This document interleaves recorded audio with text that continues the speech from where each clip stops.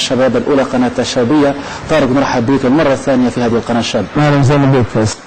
طبعا طارق، خروجك بالبطاقة الحمراء في مباراة الهلال، هذه البطاقة أثارت جدل كبير في الوسط الرياضي الليبي. لماذا خرج طارق الطيب بالبطاقة الحمراء؟ وبكل أمانة طارق، هل كانت هذه البطاقة مستحقة؟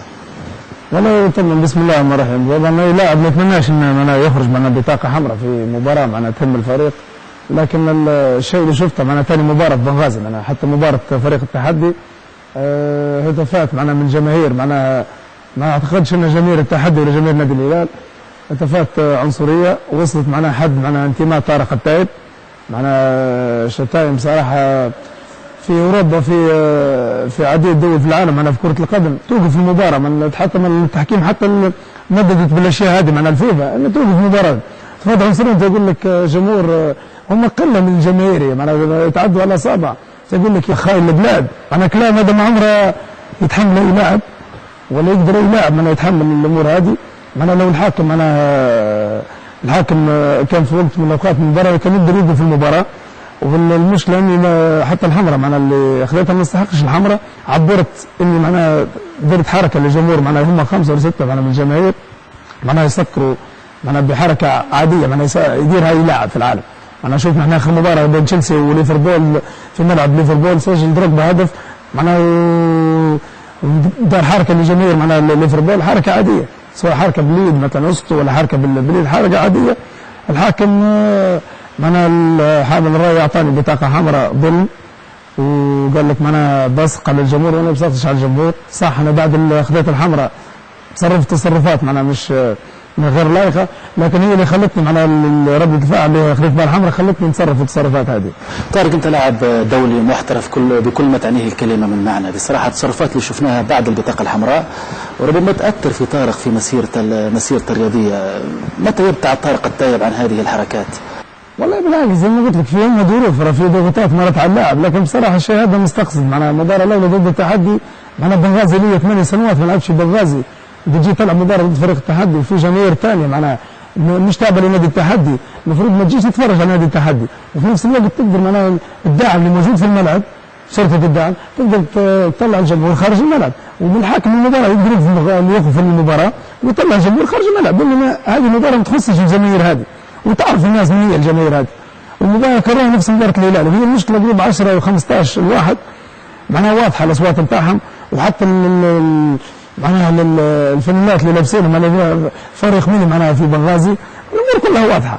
انا ما قلتليش عن شمس بالغربال، انا لاعب كره قدم، انا جاي نخدم الكره في ليبيا، في ناس من السعوديه تتبع في الدوري الليبي حاليا، ناس من تونس من مصر، لهذا كيف نشوف الاشياء هذه يكلموني من الناس من السعوديه قال لي انا كيف انا طارق ليش طلعت بالحمراء؟ ما عرفوش السبب ليش. بصراحه صح انا مثلا بعد الحمراء هذا رد فعل اي لاعب، انت حاجه مباشره معناها مش كل شيء طارق الطيب، لكن انا باش نوضح شيء للجماهير الرياضيه ان طارق الطيب انا اكبر من الاشياء هذه، والناس اللي يفكروا معناها اللي يستخدموا طارق الطيب في المباريات، اول حاجه انت بتدور بمستوى الدوري الليبي مش بتدور بطارق الطيب. عندي اسم وعندي تاريخي في الكوره فهمت، لكن لازم اتحاد الكوره يحط معناها قرارات رادعه، ولازم في قوانين ولائحه واضحه معناها الاشياء اللي تحدث في ملاعبنا هذه ظاهره خطيره، واحنا مقبلين على كاس افريقيا 2013، هذا لازم يراجعوا حساباتهم ويعرفوا كيف يقدموا معناها يعرف كيف يحطوا اللائحه وبعدين يحموا اللاعب قبل كل شيء. نعم. الان الدوري الليبي وصل للاسبوع السادس. طارق، المستوى الفني للدوري الليبي، التحكيم للدوري الليبي، الرساله اللي بيوجهها طارق الطيب المسؤول على الرياضه الاتحاد الليبي لكره القدم. والله طبعا هو السؤال بصراحه في مكانه، لان معناها المستوى تحت المتوسط نقدر نقول علاش لاسباب كثيره. اول حاجه ما فيش جدول منظم للدوري الليبي، معناها تغييرات، فريق لعب مباراتين وفريق لعب 6 مباريات وفريق لعب 4 مباريات، هذا مش دوري باش تنافس معنا حتى في البطولات الخارجيه. لهذا ما تبدا المستوى يتطور المستوى الليبي، لازم يكون في رزنامه واضحه لجميع الفرق، تبدا اللائحه واضحه وتعرف مباراه المنتخب الليبي معنا فيفا بي او مباراه تصفيات افريقيا باش يكون المستوى يرتفع، وحتى اللاعب ما يتعرضش لاصابات، لكن تلعب مباراتين وتوقف الدوري 10 ايام او 15 يوم، هذه بتضر اول حاجه باللاعب نفسه وبتضر بالمستوى الفني للدوري الليبي. ولهذا انا نرجو من اتحاد الكره ولجنه المسابقات معناها جدول يكون منظم الفرق كلها نفس تعدل بين الفرق كلها، فيش فريق لعب مباراتين وفريق مجنون 4 مباريات وفريق لعب 3 مباريات وفريق لعب 5 مباريات، فيش مستوى طبعا واضح المستوى، ما فيش اي مستوى فني في المباريات اللي شفناهم كلها في الدوري الاسبوع السادس. بكيت المدرب المنتخب وجه لك الدعوه طارق التايب سيلتحق بالمنتخب الليبي، الإضافة اللي بيقدمها طارق المنتخب الليبي، الجماهير الليبية أكيد تنتظر طارق التايب بفارغ الصبر، كيف ترى المنتخب الليبي الآن؟ والله المنتخب الليبي زي ما قلت لك في حاليا معنا النتائج معنا التعادل خارج معنا أرضنا مع موزمبيق والفوز على زامبيا معنا 4 نقاط، مازال المشوار طويل، الاستعداد طبعا لازم يكون معنا لقدم مساخ في مباراة ودية معنا يوم الفيفا لازم نستغلوه استغلال جيد ونلعبوا معنا مع منتخبات معناها لها قيمه ولها معناها باع كبير في البطولات الافريقيه، وان شاء الله معناها زي ما قلت لك بالدوري الليبي تقدر المنتخب الليبي يتقوى ويرجع زي ما كان معنا في المستوى كبير، ولازم قلت لك الدوري هو اساس المنتخب، وان شاء الله معناها يسمعوا بينا معنا في البرنامج معنا في القناه الشبابيه، وان شاء الله معناها المنتخب يكون في احسن حالته في المباراه القادمه ان شاء الله. شكرا لك طارق، نحييك حقيقه، حبينا نكون معك في هذا التصريح الحصري والخاص لقناه الشبيه لتوضيح الصوره للمشاهد الليبي وكذلك لكل الجماهير الرياضيه، شكرا لك واتمنى نلتقي بك في مناسبات الرياضيه القادمه. اشكرك على الاستضافه. شكرا لك. شكرا.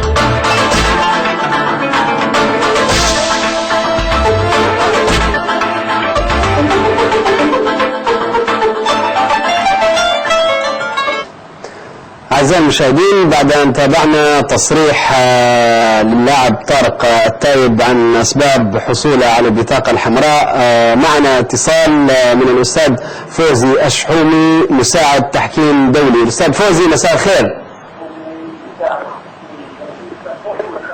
مساء النور، السلام عليكم. أستاذ فوزي لو سمحت تسمعني من سماعة الهاتف.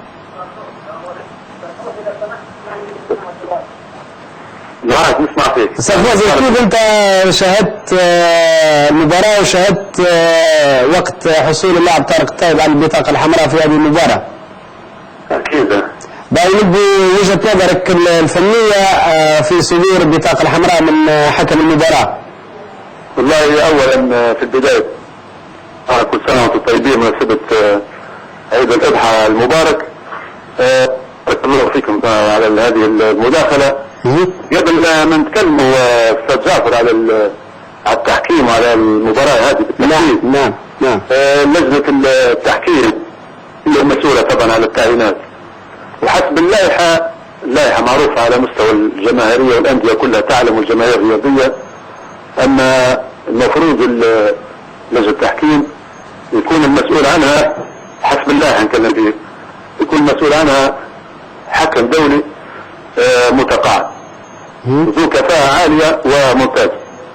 وطبعا الحكام بصفة عامة يلزم يكون يقودهم حكم متقاعد ويملك هذه الصفات حسب اللوائح الليبية، هذا في البداية حتى يحمي الحكام ويكون للحكام صفة عامة سند قوي تساند الحكام في جميع في اتخاذ قرارات المراحل سواء كانت الفنية أو الإعدادية أو الإدارية. بالنسبة للمباراة مباراة الهلال المتابعة الأهلي طرابلس طبعا حسب متابعتي اللاعب طارق التايب يعتبر ويعرف الجميع أنه رمز من رموز الرياضة في ليبيا. حصول على البطاقة الحمراء حسب ما شاهدنا في التلفزيون ما فيش أي دليل قاطع على أن اللاعب يتحصل على بطاقة حمراء، وحتى الحكم إذا فرضنا أنه استند إلى زميله الحكم المساعد فكان من واجب الحكم يتريث. ليش؟ لأن أولا من المستحيلات أن رياضي يرتكب خطأ يكلف فريقه بطاقة حمراء خاصة في لحظة تسجيل هدف، هذه مستبعدة نهائيا مهما يكون، حتى لو أن الحكم المساعد مثلا أخطأ فالحكم الرئيسي الحكم الوصلي هو يملك البطاقة الحمراء والصفر والقرارات الفنية أو الإدارية، هو اللي يتحمل المسؤولية يعني في وجهة نظري وحسب المتابعة. وخاصة أستاذ جعفر لو تلاحظ ولاحظوا معي الإخوة المشاهدين في متابعة المباريات يلاحظ أن الكثير في بعض المباريات وفي حتى حالات ضرب وحالات أخرى تستوجب بطاقة الحمراء أثناء استدعاء المساعد لما يستدعي الحكم الرئيسي. الحكم الرئيسي أحيانا رغم أن في التلفزيون واضح أن في بطاقة حمراء ورغم هذا ما يستعملش البطاقة الحمراء، وأكبر معناها في ادله ممكن حتى بالصوره تجيبها وكيف ان المساعد معناها استدعى الحكم ورغم ان فيه ضرر متعمد او فيه سلوك مشين، ورغم هذا يتغاضى الحكم عن البطاقه الحمراء. لاحظناها كم من مباراه، لكن للاسف الشديد في هذه المباراه انا نعتبر اللقطه اللي قام بها الحكم او العمل اللي قام به الاداري اللي هو البطاقه الحمراء غير محله. ليش؟ حسب الصوره ان كانت فيه، لان ما فيش اي شيء يوضح او يبين ان اللاعب ارتكب خطا او سلوك مشين في اتجاه اي، سواء كان اذا كان في جمهور او اي لاعب اخر، وخاصه الهدف الجعفر والكلام من الجميع. الفريق هو اللي فايز معناه وسجل هدف.